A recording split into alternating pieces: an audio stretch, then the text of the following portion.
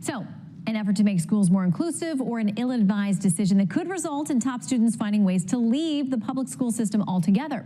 Let's talk about it with Fox News contributor Doug Schoen and author of Donald Drains the Swamp, Metaxas. Great to have you both with us tonight here in New York. Okay, let me read something from the Wall Street Journal reporting on these recommendations from the panel. They say the diversity panel recommends scrapping the gifted test for kindergartners. So this is a test for 4-year-olds.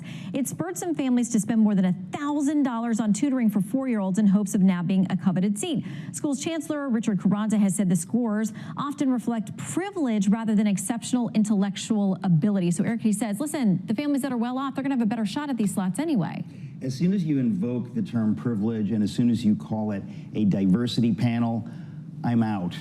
It is absolutely obvious that this is politics, that this has little to do with actually caring about standards. When you're obsessed with diversity in the classroom, I already know you're not obsessed with education.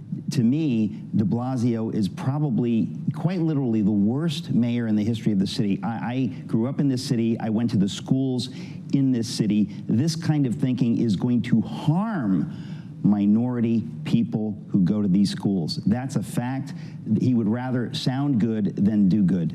Well, and this is something that Trace touched on from the New York Post yesterday. School diversity panel wants city to scrap gifted programs. It says backers of the current system counter that it rewards diligence and accommodates families of advanced kids who would otherwise abandon the public school system altogether. Another account, Doug, that I read had a local guy saying, listen, they're going to send their kids, pull their money, do whatever they can to send them to the great schools, and then it's going to leave the schools in even more danger.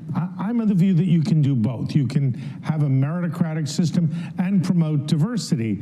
My friends Ronald Lauder and Dick Parsons are now setting up test centers around the city to tutor African American, Hispanic, and disadvantaged kids, and they report a huge level of interest from highly qualified minority kids who want to compete fairly. And I think that's a good idea. I should say a personal word.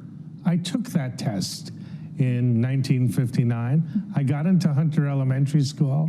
I'm here look today. At you now. And look at me now. Exactly. That's privilege. See, okay. That's white privilege sitting right next to me. It's unbelievable. He doesn't it's so deny. unfair. Okay, so the New York Times taking this on together too. They say last year nearly 75 of the roughly 16,000 students enrolled in elementary gifted classes were white or Asian, 75%.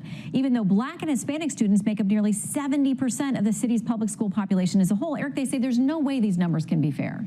Well, I would say that the more you look at the color of somebody's skin, the more you're not looking at the problem. It's very simple. There have been very, very poor groups of immigrants that have come to this country that has certain work ethic, whatever it is. The idea that we're going to say, you know what, you're Black, you are just not going to be able to get your kids tutors, you're not going to be able to do it, whatever, and anybody who does, it's an unfair advantage, it's privilege.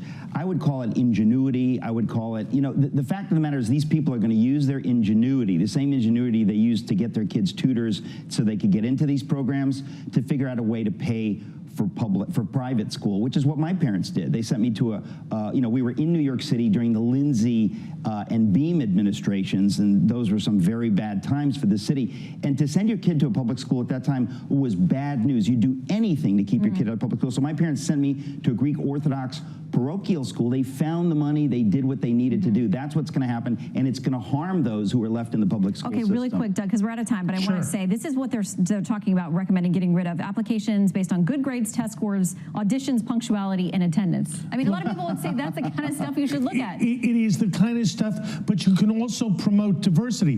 The problem is now you can't have a school system that doesn't have a fair representation of minorities. As I said, it's being done now. We can do both, and candidly, the goals of the society should be diversity and merit at the same time. Well, it's now up to Mayor de Blasio to see if he can cook all those things together. So let's hope for the best. Doug looks skeptical. Okay, thank you both. Yes.